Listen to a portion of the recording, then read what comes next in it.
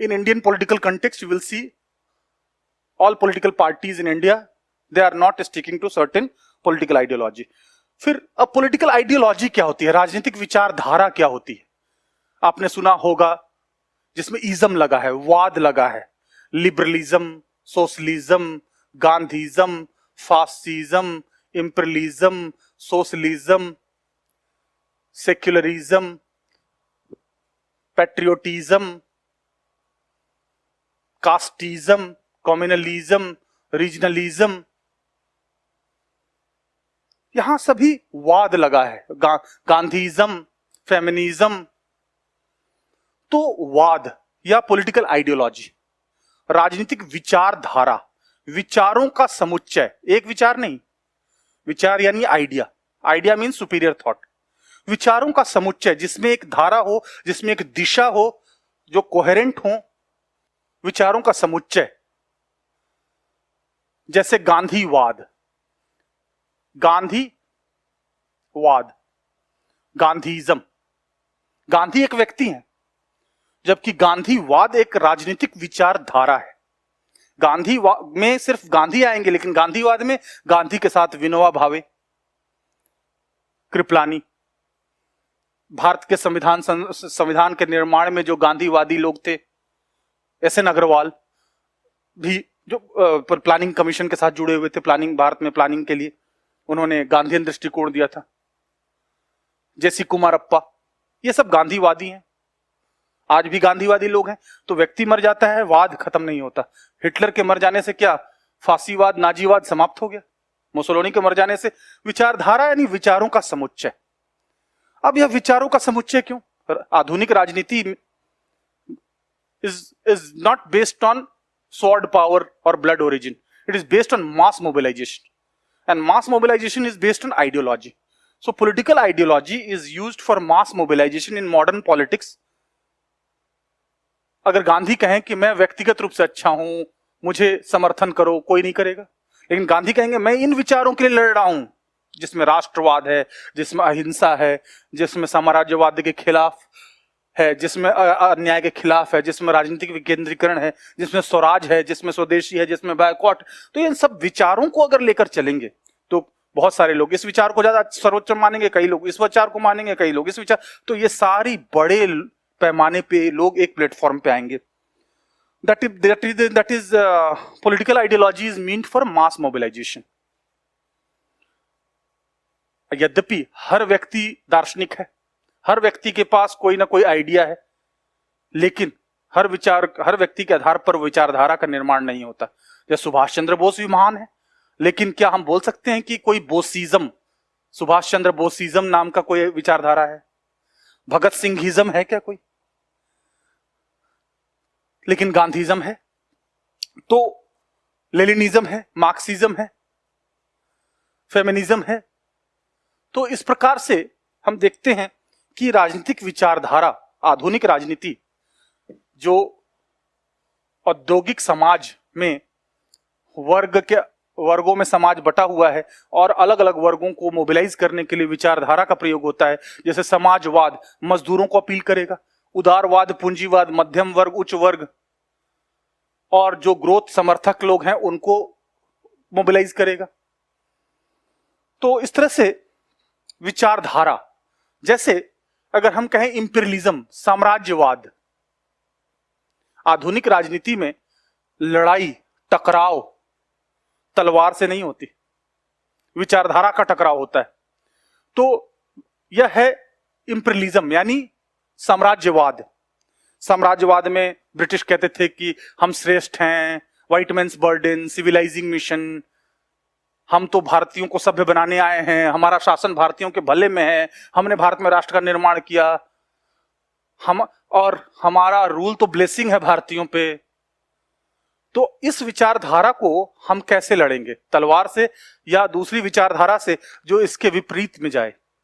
इसके विपरीत में जो विचारधारा है वो है नेशनलिज्म, राष्ट्रवाद। राष्ट्रवाद कहेगा नहीं, जब तक पश्चिमी यूरोपीय देश का साम्राज्यवाद चलेगा तो तब तक they will work for their mother country England, they will never work for people of India. A foreign government cannot work for the welfare of the people of colonies.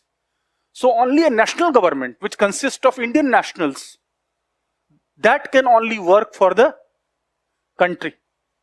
And so foreign government must be replaced by a national government.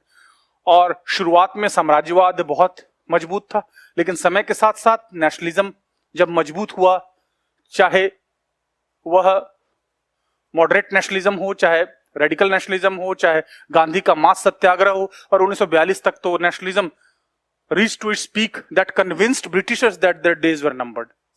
तो इस तरह से यह विचारधारा की लड़ाई है. कोई गांधी ब्रिटिश से तलवार से नहीं लड़ रहे थे, विचारधारा से लड़ रहे थे. अगर उनका व्यापक जन समर्थन होगा गांधीवाद और राष्ट्रवाद के आधार पे, तो करोड़ों लोग स्वदेशी बायकॉट करेंगे, तो ब्रिटिश के भारत में रहने का पर्पस ही डिफीट हो जाएगा. जो आर्थिक शोषण, साम्राज्यवादी शोषण तभी तो करेंगे ना जब उनके माल बिकेंगे. और जब सभी लोग स्वदेशी बायकॉट, राष्ट्रवाद में करोड़ों लोग मुख्य धारा में शामिल हो जाएंगे, तो साम्राज्यवादी विचारधारा एक्सपोज हो जाएगी कि भाई आप हमारे भले के लिए नहीं आए. The point is that political ideologies, they are used for mass mobilization. Political ideologies are also used to keep a group together. जैसे अमेरिका और उसके पूंजीवादी सहयोगी विचारधारा के आधार पर अगर जुड़ेंगे तो लंबे समय तक साथ रहेंगे. अगर स्वार्थ के आधार पर जुड़ेंगे, सिर्फ केवल राष्ट्रीय हितों के आधार पर, तो लंबे समय तक नहीं जुड़ पाएंगे. विचारधारा के आधार पर जो राजनीतिक दल बनते हैं, जो समूह, cementing force, it is a cementing force also. और लेजिटिमेसी के लिए भी, जैसे अमेरिका कहेगा कि भाई पूंजीवाद, उदारवाद सबसे बेहतर विचारधारा है, तो सोवियत संघ कहेगा नहीं समाजवाद है, भारत कहेगा गांधीवाद है, हिटलर कहेगा नाजीवाद है. तो टेररिस्ट क्या कहेंगे? Terrorism is the best ideology. Terror, because this is an ideology. They believe that present world order, which is full of injustice, cannot be corrected by peaceful and non-violent means. On the name of modernization, westernization is going on. So the so-called innocent people are silently supporting this system, are equally guilty. So we will use terror and violence to target those innocent people, to force them to think otherwise, to remold the existing system, to put pressure on the existing system. And many times they use religion, like jihad, although religion has nothing to do with terrorism, but they try to link with religion to mobilize more and more support. The point is that terrorism, एक terrorist के लिए तो यह सर्वोत्तम विचारधारा है. जो ISIS के विचारधारा से प्रभावित हो जाते हैं, वो उसके लिए जान दे देते हैं, पूरी तरह से कुर्बानी कर देते हैं. तो टेररिज्म भी एक विचारधारा है, जो विचारधारा मानती है कि एक दिन हम इस व्यवस्था को उखाड़ फेंकेंगे और एक दिन अमेरिका की दादागिरी, पश्चिमी देशों की दादागिरी समाप्त कर देंगे और हम हिंसा के द्वारा वर्तमान सिस्टम को, जो लोग हैं उनका जन समर्थन जुटा पाएंगे. हम यह साबित कर देंगे कि यह सिस्टम आपके जान माल की रक्षा नहीं कर सकती है. You have to go for alternative system. तो उसी तरह से एक जो चीज कॉमन पूछी जाती है, आइडियलिज्म वर्सेस रियलिज्म, आदर्शवाद वर्सेस यथार्थवाद. गांधी आदर्शवादी है, मार्क्स यथार्थवादी, हीगल आदर्शवादी है, मैकियावेली यथार्थवादी. संयुक्त राष्ट्र का महासभा आदर्शवाद, जो जिसमें आदर्श है कि सभी देश एक हैं, लेकिन P5 परमानेंट 5 वीटो पावर या शक्ति का राजनीति को एक्नॉलेज करता है, यथार्थवाद है. तो हम देखते हैं कि कोई भी व्यक्ति या कोई भी व्यवस्था या कोई भी इंस्टीट्यूशन पूरी तरह से आदर्शवाद या पूरी तरह से यथार्थवाद पर निर्भर नहीं हो सकती.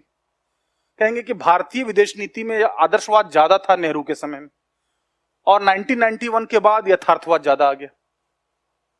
तो दैट यथार्थवाद believes in 3S, safety, survival, self help, power politics.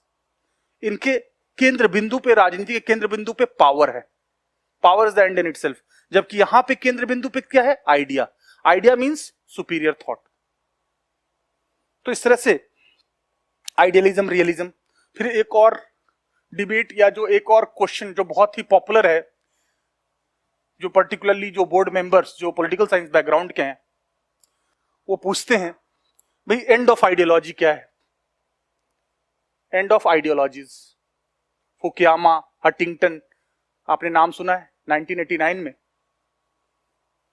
Fukuyama ने कहा एंड ऑफ हिस्ट्री, हंटिंगटन ने कहा एंड ऑफ आइडियोलॉजी, कि अब विचारधारा खत्म हो गई, क्योंकि अलग अलग विचारधारा इतनी ज्यादा संश्लेषित हो चुकी हैं, they have modified so much that they have not maintained their coherent shape. So there is end of ideology. Now there is postmodern world. In modern world, ideology was working well because modern society was based on class division, while postmodern society is based on individualism. There is nothing like absolute truth. There is nothing like absolute ideology. So all ideologies have mixed up so much that no ideology has been able to maintain coherent shape. So there is end of ideology, except liberal democracy. Liberal democracy, उदार लोकतंत्र पूरी दुनिया में लगभग 140 से भी ज्यादा देशों में पूरी तरह से स्थापित हो चुका है, यद्यपि बीच बीच में तृतीय दुनिया के देशों में डिरेल भी हो जाता है। That is another thing, but this is also a commonly asked question, end of ideology, end of history. End of history क्यों? What is history? History is the study of human past with continuity and changes. Now there will be only continuity of liberal democracy, no change. So there is end of history. Or clash of civilization. अब clash of ideology नहीं, civilization, zone of peace और zone of turmoil के बीच में Huntington ने जैसा बताया, इस तरह के क्वेश्चन पूछे जा रहे हैं। भाई एंड ऑफ आइडियोलॉजी क्या है? क्या राजनीतिक विचारधारा समाप्त हो चुकी है? क्या इतिहास का अंत हो चुका है? तो यह एक पर्सपेक्टिव है, ऐसा नहीं कि समय रुकना, चलना बंद हो गया है और समय 1989 के बाद अलग तरीके से चलना स्टार्ट हो गया, ऐसा नहीं है। This is are the perspective. बहुत से लोग इससे सहमत नहीं होंगे, क्योंकि when we talk about values, principles and philosophy, debates, views, counter views, thesis, synthesis, one view point, opposite view point, limitation, every political theory और फिलॉसफी इज टेंटेटिव। कई बार पूछा जाता है कि पॉलिटिकल थ्योरी क्या है, पॉलिटिकल साइंस क्या है, पॉलिटिकल फिलॉसफी क्या है, थिंकर्स क्या है, आइडियोलॉजी क्या है, इसमें अंतर क्या है? तो आप बहुत चीजें पढ़ते हैं, लेकिन जब उसको सटीक एक निश्चित समय सीमा में जब उसको डिलीवर करना है इंटरव्यू बोर्ड में, तो आपको बिल्कुल सटीक होना पड़ेगा। You can don't have luxury to explain with examples and taking 5 minutes for a question, no. So you have to be very precise.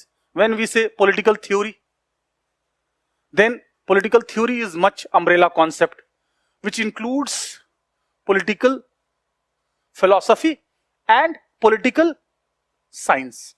Philosophy is based more on ideas, values, principles, desirability, ought to be.